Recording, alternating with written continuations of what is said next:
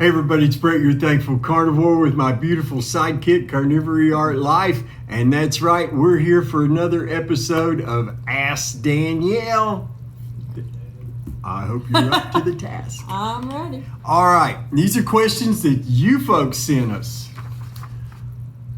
Has Brett ever deviated from carnivore, even early on, and what did you observe? Okay, actually, he has never, quote unquote, cheated.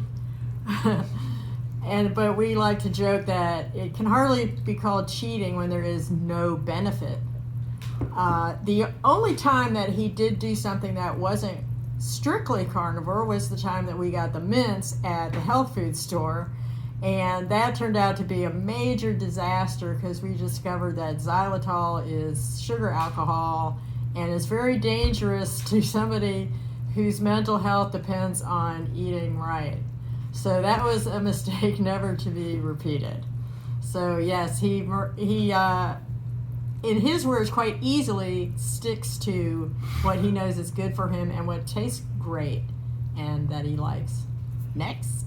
Yeah, we're not, we don't take chances on the old sanity there. We just don't do it. Okay, as a non-carnivore, what was watching Brett's transformation like early on as he began to benefit from carnivore, and what did you think when he first tried it? Well, like a lot of people, I thought it was, I wouldn't even say extreme. I didn't think it was going to be harmful. I just thought that it was maybe too much. It was unnecessary, that there was no reason not to eat other foods that you liked. I saw how well low carb worked for him. So, and I understood obviously the benefits of not eating sugar and all this stuff, but I thought it was really out there. And when he started it, I saw things happening. I saw him lose more weight. I saw his skin get better. I saw his fine wrinkles start to disappear. I saw his mood improve immensely.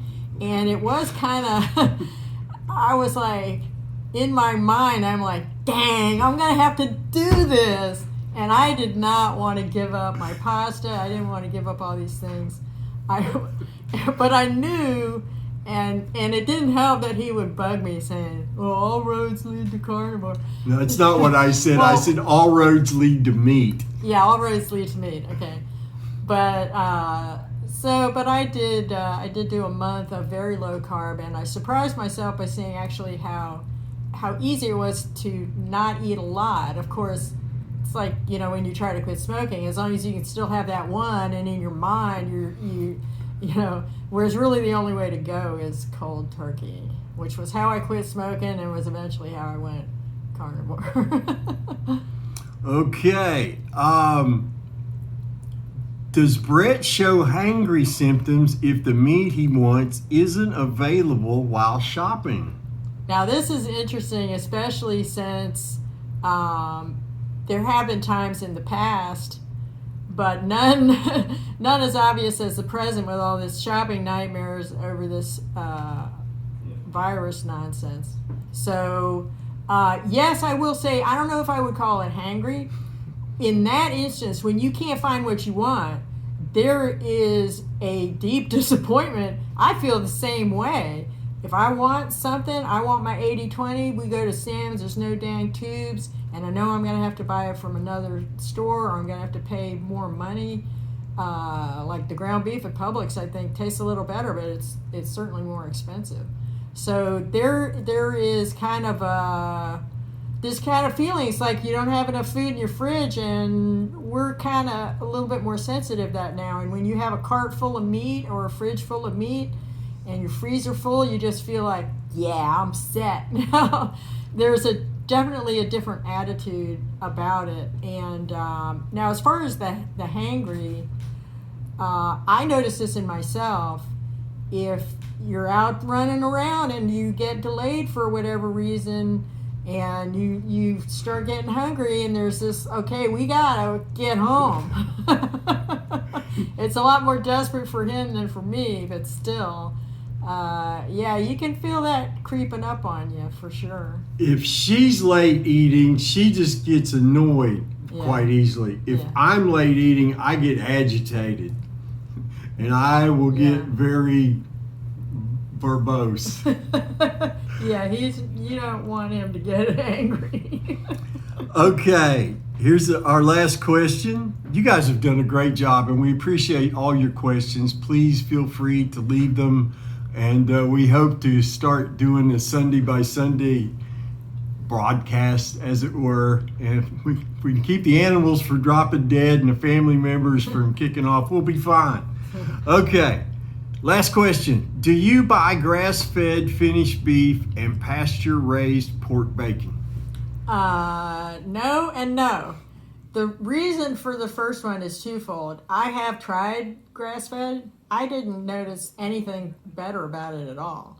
I tried also lamb one time, and for somebody I always loved roast like a lamb, and I liked like broiled lamb chops, but ground lamb to me was the worst burger I ever ate.